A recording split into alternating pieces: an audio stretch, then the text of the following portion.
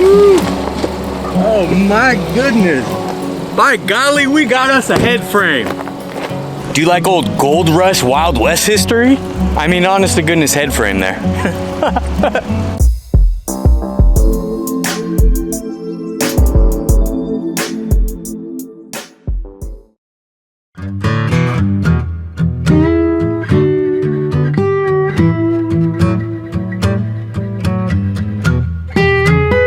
Welcome to Variety. This time we're in Sutter Creek, California, and we found a hidden gem of history right on this hill.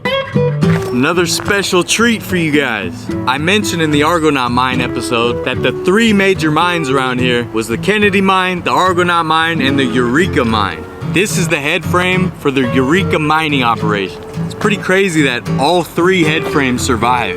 So years back when I did the Kennedy Mine episode, I did the night foundry in Sutter Creek, and I was in this area for a few days. I saw this head frame up on the hill, but I didn't know what it was at the time, and I didn't know you could come right up to it. So this time I actually took the time to be like, what was that head frame? And figured out it was the Eureka Mine.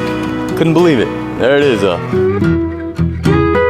Came down this way because there's still a bunch of equipment on the hill that's kind of inaccessible. Oh, there's a bee.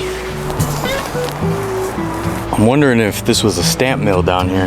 Kind of looks like the shape of a stamp mill. With later research, reading, and looking at old photos, I'm pretty confident that was the old stamp mill. Came down here, see this, and I just realized this whole thing is filled with bees.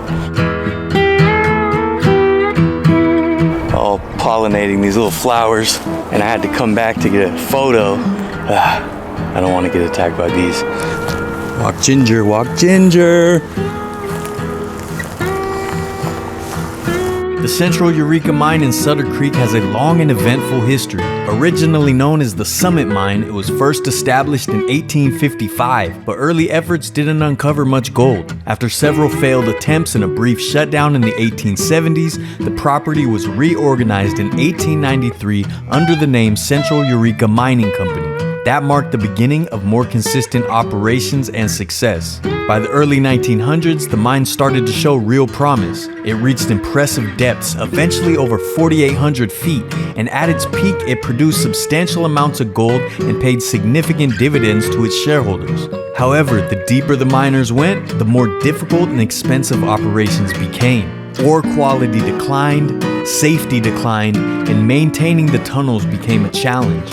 They also launched several failed attempts to find new ore by digging new shafts and tunnels. In the 1920s, the company purchased the nearby Old Eureka Mine right down the hill, which helped boost production and profitability. The maze of tunnels under the earth of the Old Eureka Mine, the Central Eureka Mine, and another sister shaft, the South Eureka Mine, all became connected under one operation. Consolidation of these operations and joining all the underground networks of tunnels basically ended up saving the operation for a couple more decades. Pop through there.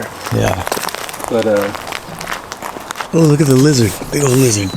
What's up, lizard friend? Is that the love shack in there? Oh, there's a bumblebee. Bumblebees are okay. Oh shoot, there's a ton of bees here too. yeah. We might have to come not springtime. I walked to the left of that one. Oh, cool. Looks like one of the holes is here, and they would just lift it up on this crazy conveyor system. And there's a chute right there. Thinking that's the stamp mill way on that side. Probably pushed them over by cart. I would try to get in there. If it's non-springtime, I'll come back and go in there. But there's too many bees.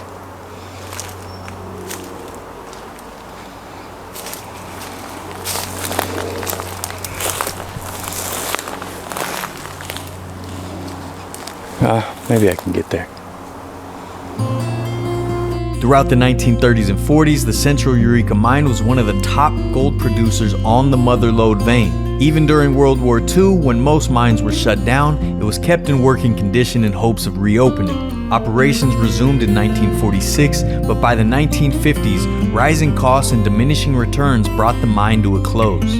In total, the Central Eureka Mine operations produced around $36 million in gold, making it one of the last and most successful major gold mines in the region. There's so many bees. I'm just afraid to get in there. afraid I'll step on a bee and they'll all attack me. I don't know if I can go up this way. Alright, I'm determined to get in there.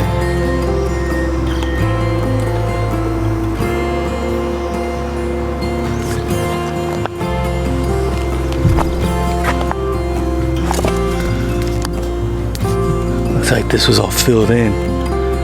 Wow.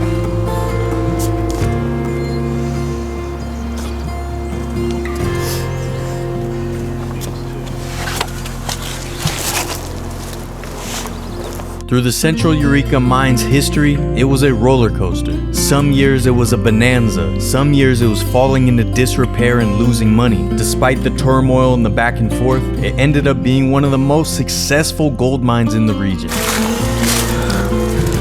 Alright, I made it. Oh my goodness.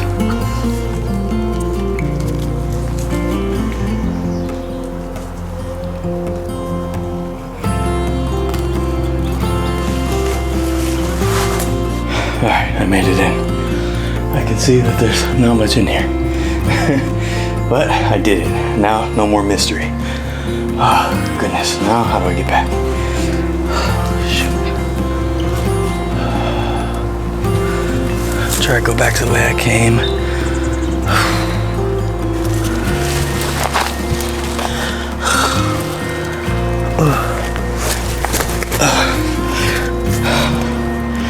Be right there, I gotta pause. It's crazy, it seems like it went down and this is where they filled it in. Alright, come on, B, get out of here. Alright, cool. Moved.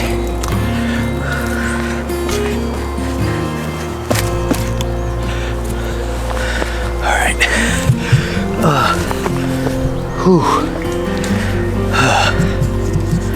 Oh, there's a bee right here. Try to jump over it.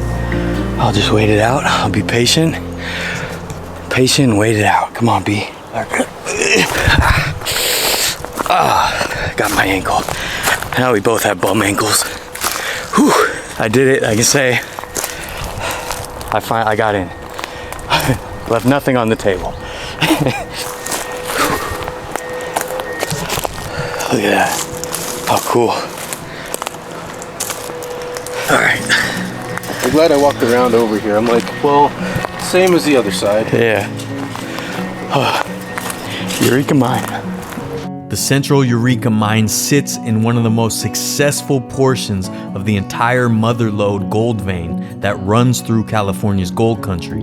It was in the top 3 most successful mines in the area, along with the Argonaut Mine and the Kennedy Mine, which we've previously done videos on. These gold mines helped build the United States and helped turn the United States into a superpower. Enormous amounts of wealth were taken from these hills down to San Francisco to the Old Mint. California's gold country and the Central Eureka Mine helped build California. That's wild. I can't believe all 3 head frames survived. It's rad, like so much is still on there, dude. Like there's a swing arm on the bottom, there's a wheels up on top. Actually, that might just be, that's not a swing arm, dude.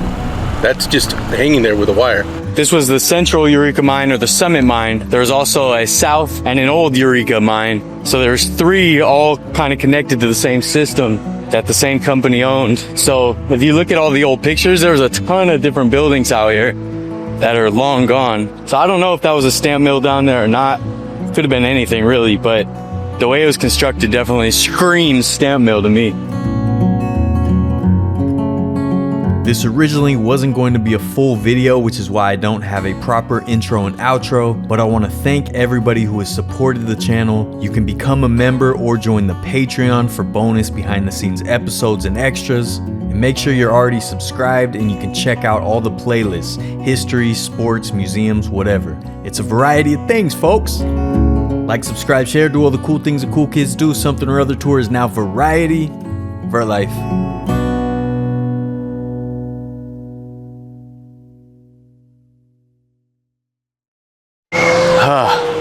I'm tired.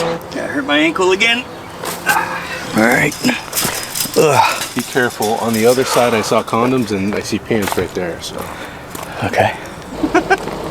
Dude, welcome to Something or Other. Oh, this is not a full episode. Well, f you then. That's a good one though. I like that because we